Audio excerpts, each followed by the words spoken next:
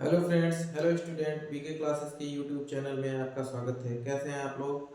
तो वापस एक बार फिर से हम लोग इस चैनल्स पे मिलते हैं और डिस्कस करेंगे गैस्ट्रोइंटेस्टाइनल डिजीज़ को।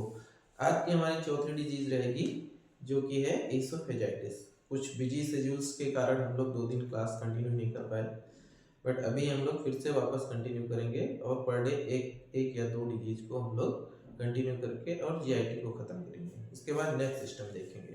तो आइए देखते हैं इसोफेजाइटिस में क्या होता है, क्या डिफिनीशन है इसका, क्या पॉजिटिव एजेंट है और क्या इसका जो है क्या कहते हैं क्लिनिकल फीचर्स क्या रहता है, क्या कॉम्प्लिकेशन है, क्या क्या ट्रीटमेंट देंगे, डाइटरी मॉडिफिकेशन से कैसे इसको हम हल कर सकते हैं।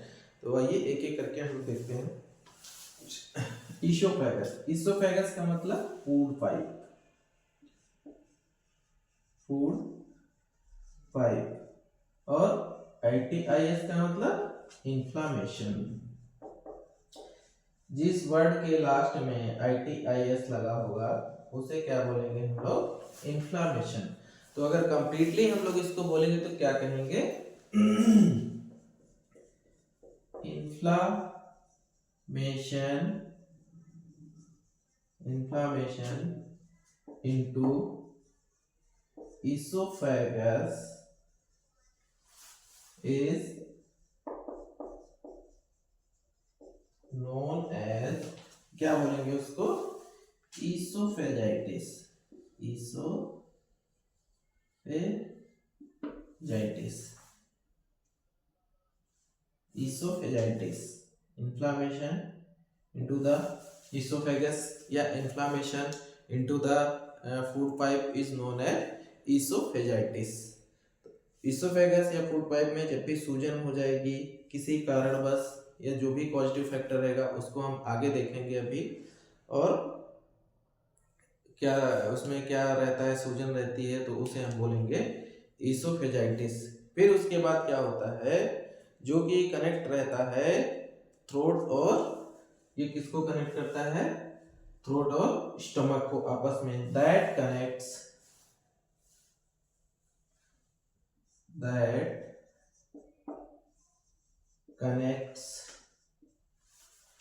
Throat to stomach. ये इसोफेगस थ्रोट को, थ्रोट थ्रोट टू स्टमक, ये इसोफेगस गले को किससे कनेक्ट करता है या थ्रोट को किससे कनेक्ट करता है? स्टमक से।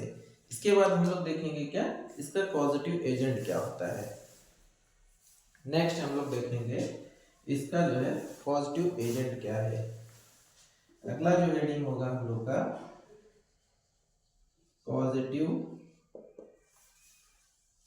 एजेंट या फिर इटियोलॉजी या फिर रिस्क फैक्टर बोलेंगे, है ना।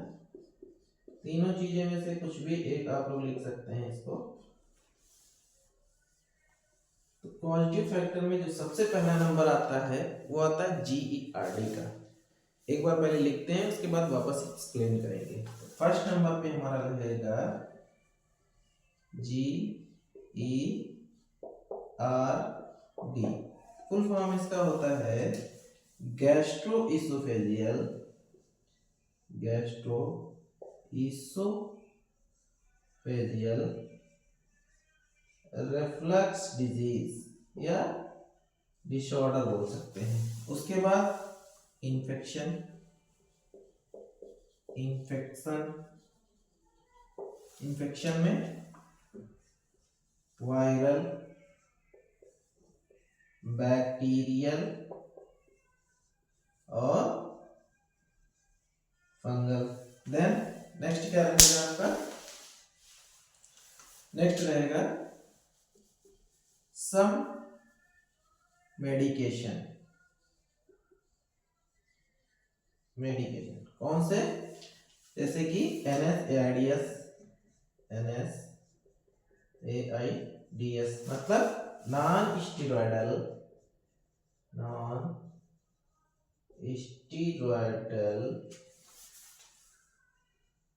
एंटी इन्फ्लामेटरी ड्रग्स, है ना। तो कुछ दवाएं जो होती हैं जो इसोफेजाइटिस काज करती हैं, वो कौन सी दवाएं? NSAIDs। नेक्स्ट क्या होगा आपका? GERD हो गया, गैस्ट्रोइसोफेजियल रिफ्लक्स डिजीज, इन्फेक्शन में वायरल, बैक्टीरियल और फंगल हो गए, और सम मेडिकेशन। फिर उसके बाद इस्नोफिलिक इसोफेजाइटिस,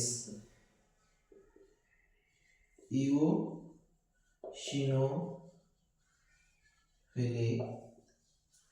इसोफेजाइटिस,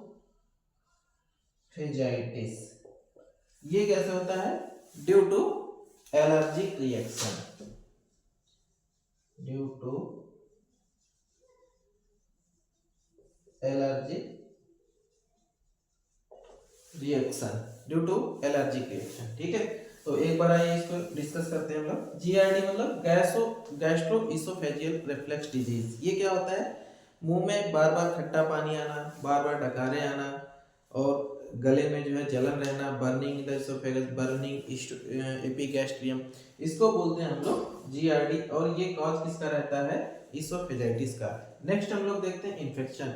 किसी भी टाइप का कोई इन्फेक्शन हो गया, वो चाहे वायरल हो, बैक्टीरियल हो या फिर फंगल हो, उसकी वजह से भी इसोफेजाइटिस हो सकता है। देन सम मेडिकेशन, कुछ दवाएं होती हैं जो लोग बहुत ज़्यादा समय, लंबे समय तक ले लेते हैं, पेन किलर वगैरह, उनसे भी ये हो जाता है, अल्सर क्रिएट कर देते हैं। और अल्सर से जब ज़्यादा एसिड बनेगा, एसिड रिफ्लेक्स होकर वापस इसोफेगस में आएगा, तो वहाँ पे क्या हो जाएगा?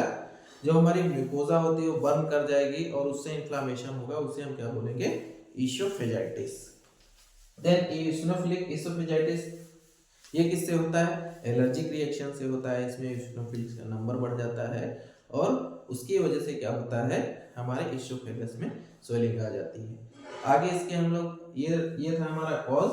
आगे अब हम लोग देखते हैं इसमें क्या क्लिनिकल मैनिफेस्टेशन, क्लिनिकल फीचर्स या फिर साइन और सिम्टम्स क्या होते हैं।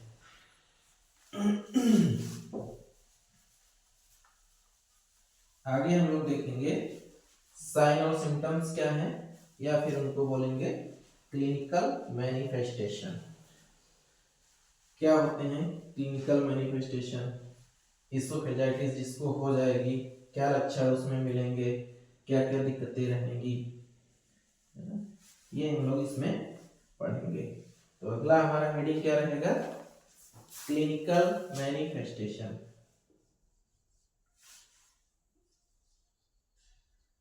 क्लिनिकल मैनिफेस्टेशन, इसको हम लोग साइन और सिम्टम भी लिख सकते हैं, ठीक है। क्लिनिकल मैनिफेस्टेशन, इसमें क्या क्या लक्षण पाए जाएंगे वो हम लोग इसमें पढ़ेंगे। तो सबसे पहला जो रहेगा हार्ट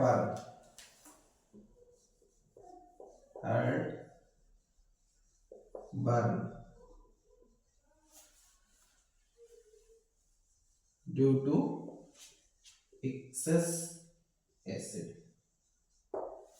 ठीक है। उसके बाद अगला फीचर्स क्या रहेगा? एक तो ये हो गया हार्ट बर्न, फिर डिफिकल्टी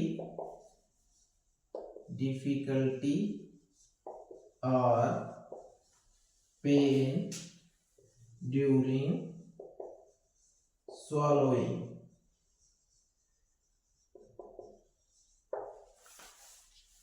जब भी हम लोग खाना खाएंगे, निगलेंगे उसको, या फिर पानी पिएंगे, उसमें हम लोग को क्या डिफिकल्टी होगी और वहां पे दर्द होगा। इसको मेडिकल टर्मिनोलॉजी में क्या बोलेंगे? अगर हम लोग को स्वॉलोइंग के टाइम दिक्कत होगी तो उसे बोलेंगे डिस्पेजिया।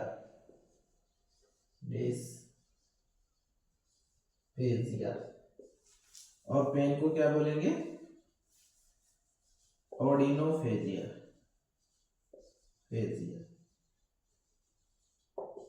ठीक है, ये दो टर्मिनोलॉजी हो गई। तो हार्ट बर्निंग होगा या फिर एपिगैस्ट्रियम बर्निंग भी हो सकता है आपको, और क्या कहते हैं डिफिकल्टी में ऑडिनोफेजिया और डिस्पेजिया होगा आपको। और फिर इसके बाद chest pain mistaken related to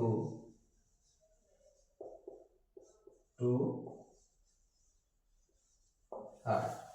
कभी कभी इसमें चेस्ट पेन भी होने लगता है, वहां पे हम लोग को क्या करना पड़ेगा, हार्ट को या हार्ट से रिलेटेड जो भी हैं वो असेसमेंट करने पड़ेंगे। देन इसके बाद क्या होगा, नोजिया और वोमिटिंग हो सकती है, nausea plus vomiting.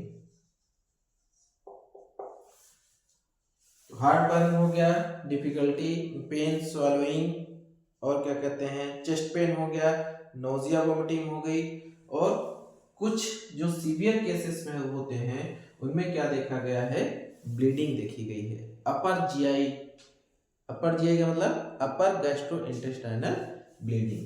In severe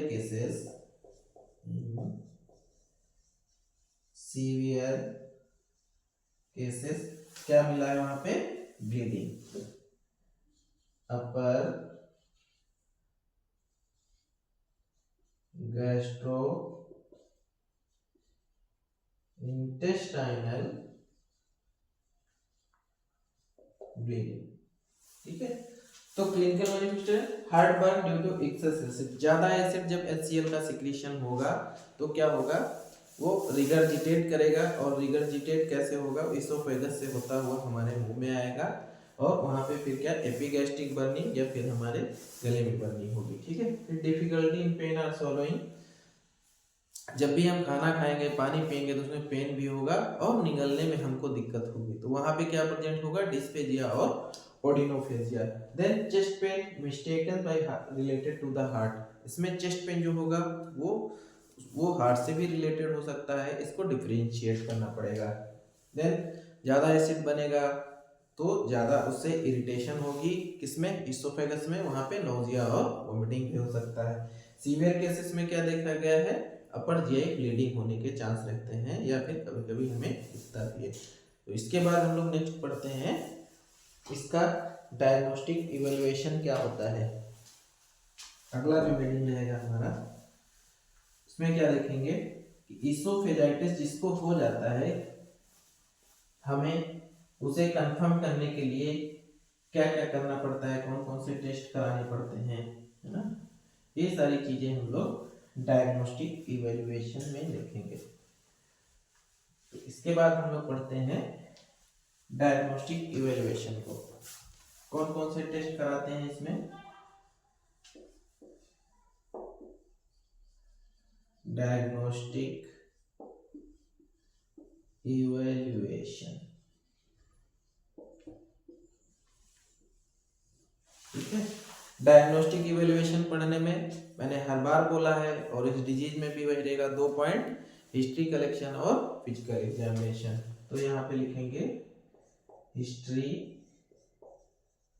collection plus physical examination,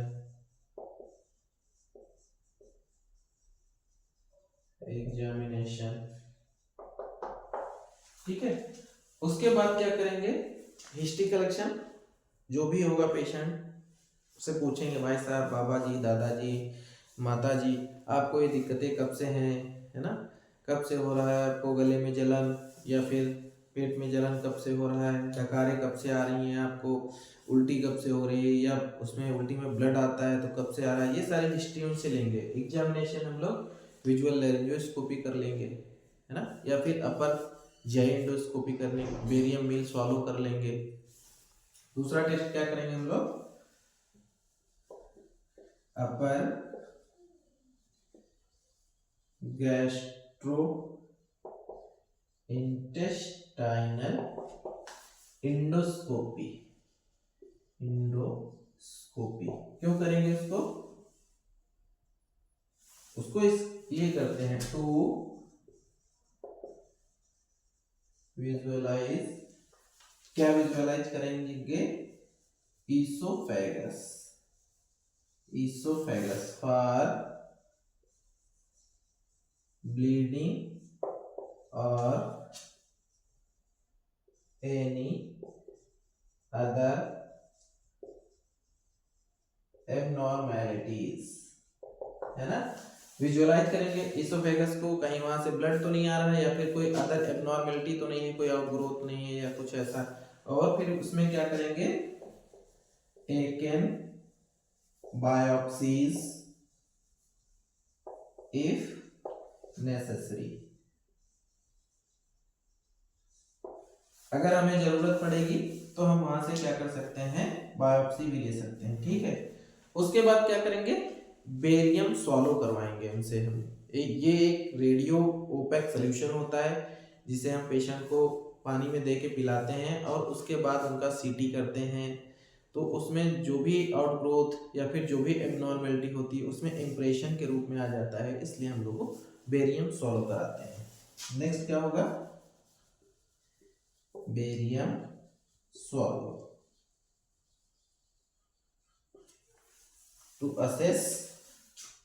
to assess any abnormality in esophagus, ठीक है। with the help of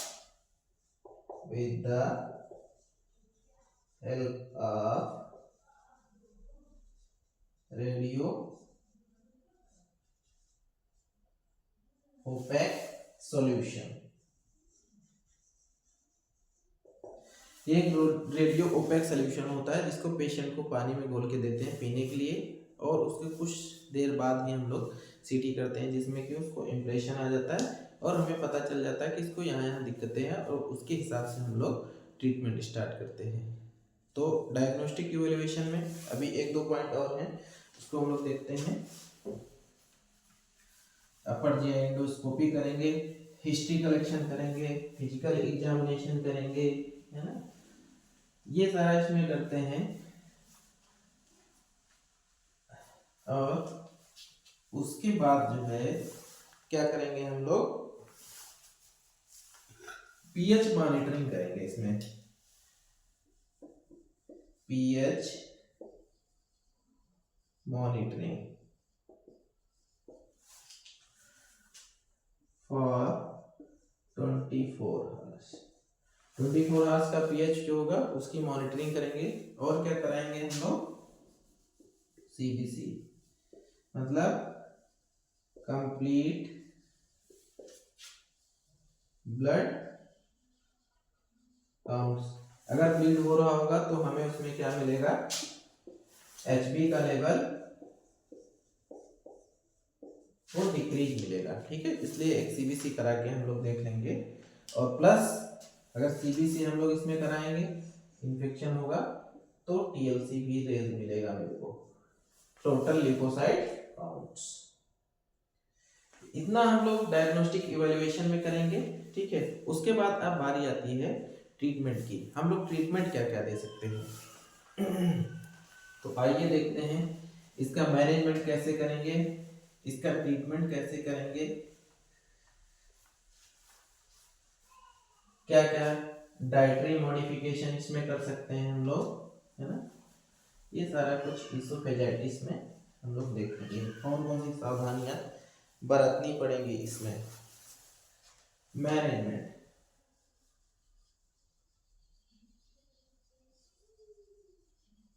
managements या फिर treatments.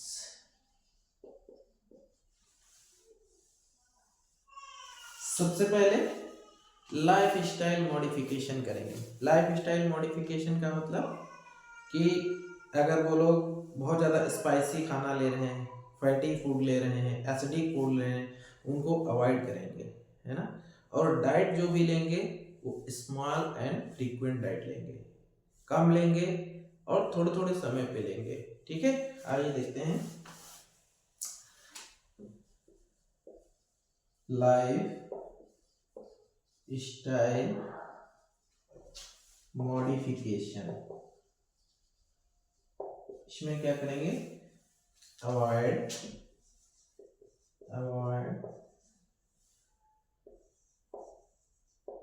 Spicy food, fatty food और एसिडिक फूड जो हमारी गैस्ट्रिक म्यूकोजा को इरिटेट करेंगे और वहां पे अल्सर बनाएंगे, जिसकी वजह से ज़्यादा HCl बनेगा। तो ऐसे फूड्स को हम लोग अवॉइड करेंगे। और क्या कौन कौन से फूड्स हम नहीं देते हैं, तो देखो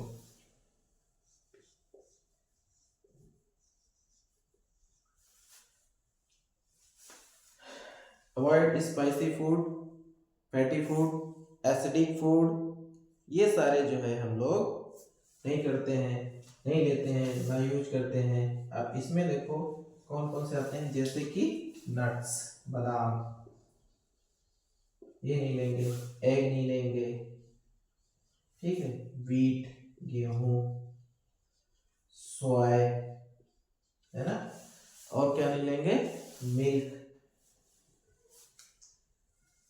यहाँ लिख देते हैं एम और एफ। इसको कैसे याद रखेंगे, निमोनिक न्यूज और MF से, ठीक है। मिल्क को अवॉइड करेंगे, मिल्क और फिश, ये सारे फूड्स को हम लोग अवॉइड करेंगे, इनको नहीं लेंगे। इनको avoid spicy food, fatty food, acidic food. News MF में क्या, nuts, egg, wheat, soya milk और फिश।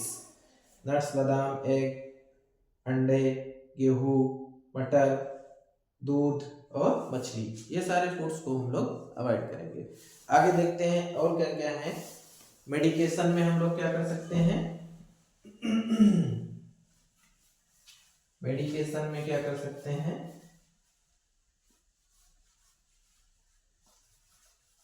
मेडिकेशन में हम लोग देंगे उसको PPIs, यहाँ लिखते हैं मेडिकेशन,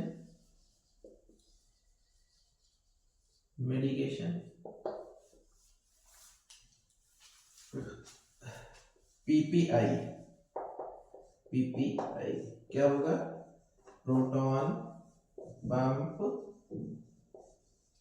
इनहिबिटर्स।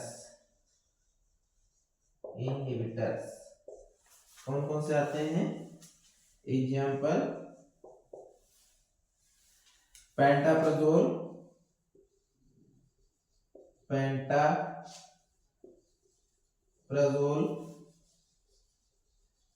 रेबिप्राजोल, इसमोप्राजोल, ये सब क्या करेंगे, रेड्यूस एसिडिक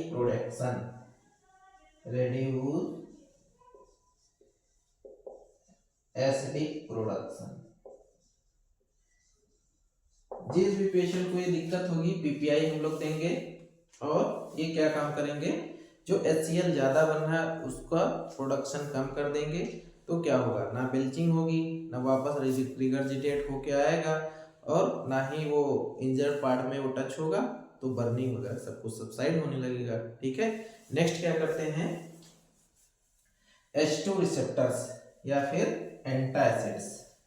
अगला कौन सा रहेगा, एंटासिड्स, और उसमें क्या आता है, H2 blockers.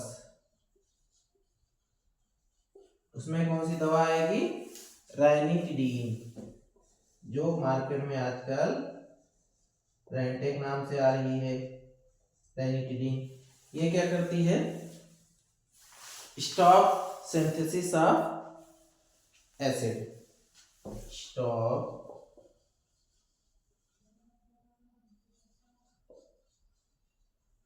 Synthesis of acid, ये एसिड को बनने की प्रक्रिया जो भी होगी उसको ये क्या कर देगी, स्टॉप कर देगी, बंद कर देगी। आगे हम लोग देखेंगे जो इसमें इयोसिनोफिलिक ईसोफेजाइटिस हो गया था, उसमें कौन सी दवाएं चलाते हैं हम लोग, कार्टिकोस्टेरॉइड्स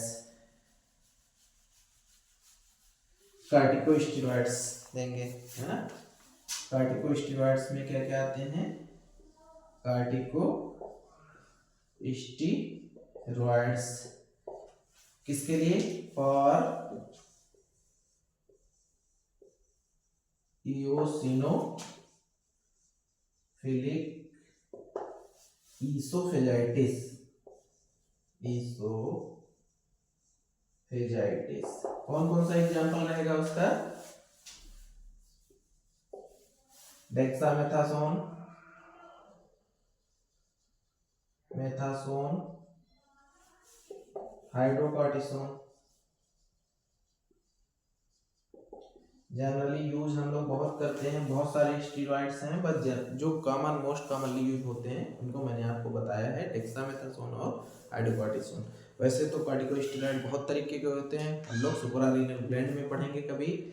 जो सुप्रारीनल ग्लैंड होती है किडनी के ऊपर पाई जाती हैं, और उसमें मेडुला और कार्टेक्स होता है, मिडिल वाला मेडुला और कॉर्नर वाला कार्टेक्स। मेडुला से दो हार्मोन सिक्रीट होते हैं, that is known as catecholamine. कौन कौन से? एपिनेफ्रिन और एपिनोरेप, मतलब एपिनेफ्रिन और non epinephrine.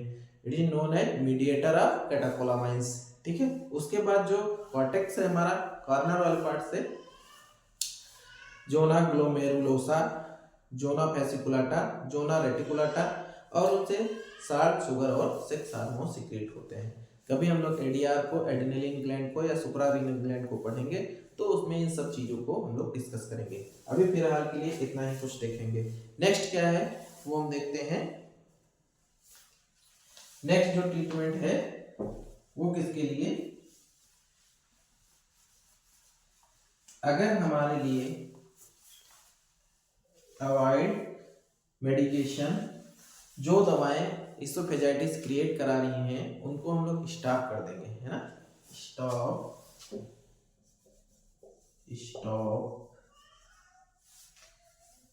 Medication.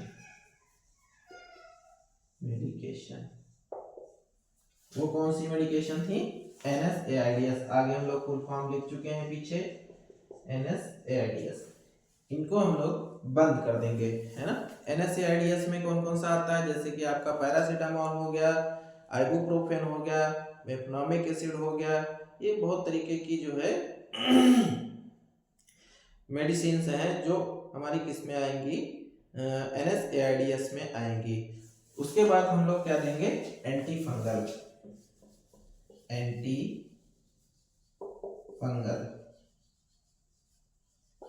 For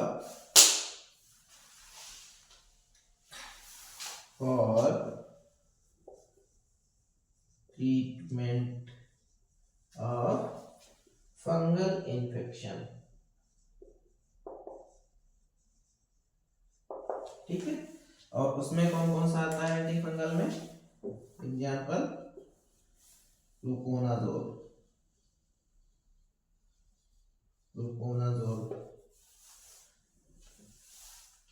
chlorhexidine.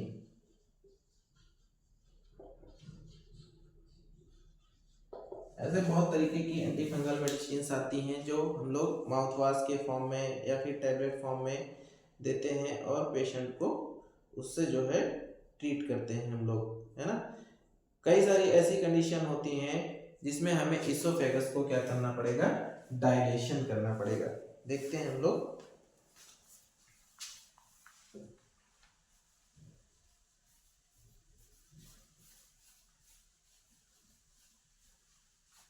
Dilation कब करना पड़ेगा?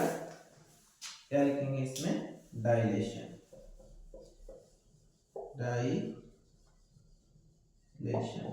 Severe narrowing of oesophagus, severe narrowing of oesophagus. उसको कैसे करेंगे हम लोग? उसमें छल्ले डालते हैं और उस ओपनिंग को पैटर्न करके रखते हैं ताकि जो है फूड पाइप हमारा आपस में चिपकने न पाए। दूसरी चीज, इसमें खाने के बाद आपको तुरंत नहीं लेटना है, डू नॉट, या फिर immediately lying down after eating, do not immediately lying down after eating. ठीक है। इसको ऐसे लिखेंगे, don't lying down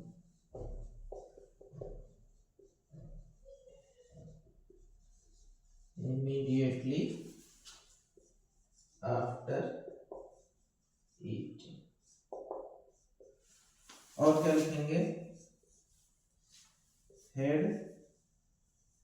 of bed elevated if patient in intensive care। ठीक है, तो ये करेंगे हम लोग। अगर इंटेंसिव केयर में पेशेंट है तो हेड ऑफ बेड को 6 इंच तक हम लोग एलिवेट करके रखेंगे ताकि उसको नोजिया वोमिटिंग ना हो और एस्पिरेशन होने का जो खतरा है वो बिल्कुल प्रिवेंट कर सके उसको। अब इसके बाद हम लोग देखेंगे इसका कॉम्प्लिकेशन क्या होता है। अगर हम लोगों ने इसको टाइमली ट्रीट नहीं किया तो उसमें क्या क्या दिक्कतें आ सकती हैं, क्या क्या खतरे बढ़ सकते हैं, क्या क्या कॉम्प्लिकेशन हो सकते हैं, वो हम लोग देखेंगे। ठीक है, आइए देखते हैं कॉम्प्लिकेशन क्या होगा इसका।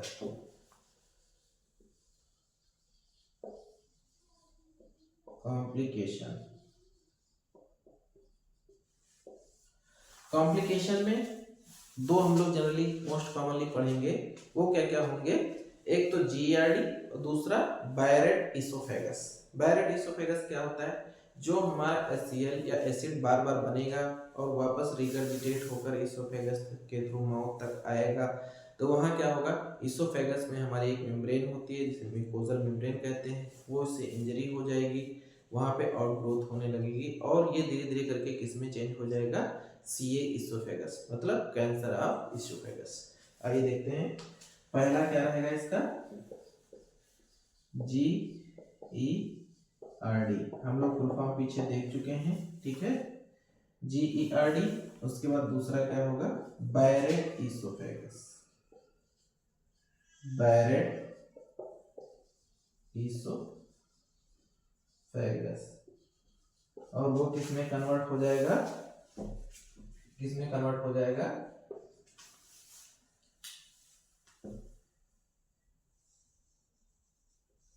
Cancer of oesophagus. Cancer of oesophagus. तो हम लोगों ने आज कंप्लीट किया इसोफेजाइटिस को, क्या होता है, उसकी डेफिनेशन क्या है, पॉजिटिव एजेंट क्या है और क्लिनिकल फीचर्स क्या थे, डायग्नोस्टिक इवैल्यूएशन हम लोगों ने कैसे किया है ना, किस तरीके से एंडोस्कोपी का पता किया, बायोप्सी अगर लेना तो क्या करना, बेरियम मील से क्या होता है, ट्रीटमेंट कैसे दिया, लाइफ स्टाइल मॉडिफिकेशन कैसे करना है। इस तरीके से पूरा हम लोगों ने आज इसोफेगस को देखा और उसका कॉम्प्लिकेशन क्या होता है। तो this is all about oesophagitis. आप लोग इसको पढ़िए, लर्न करिए, बार बार देखिए। वीडियो में अच्छा कंटेंट मिल रहा है तो इसको लाइक करिए, शेयर करिए, सब्सक्राइब करिए, कमेंट्स करिए। कहीं पे आपको कोई दिक्कत आती है आप कमेंट करिए, उसे तुरंत सॉल्यूशन उसका किया जाएगा या अगली वीडियो में उसको बताया जाएगा। या किसी और टॉपिक पे आपको कोई वीडियो चाहिए तो उसको आप कमेंट करके लिख सकते हैं, वो आगे आने वाले टाइम में आपको वीडियो मिल जाएगी। तो लाइक करिए, सब्सक्राइब करिए, शेयर करिए, बने रहिए बीके क्लासेस के साथ। कर दिखाइए कुछ ऐसा कि दुनिया करना चाहे आपके जैसा। युद्ध कहाँ तक टाला जाए, द्वंद कहाँ तक पाला जाए, युद्ध कहाँ तक टाला जाए, द्वंद कहाँ तक पाला जाए, तू भी है राणा का वंशज, फेंक जहाँ तक भाला जाए। टारगेट को अचीव करिए, भाले की परवाह मत करिए, जहाँ जाना होगा वो अपने टारगेट पे ही जाके हिट करेगा और आपको वहाँ से सक्सेस अचीव कराइएगा। पढ़ने के लिए जरूर आप टाइम निकालिए। किसी दिन हम आपको रूल ऑफ 8 को बताएंगे एक्सप्लेन करके कि अपनी लाइफ में उसको कैसे आपको मैनेज करना है 24 आवर्स को। ठीक है, तो थैंक यू फॉर टुडे। बने रहिए वीके क्लासेस के साथ में।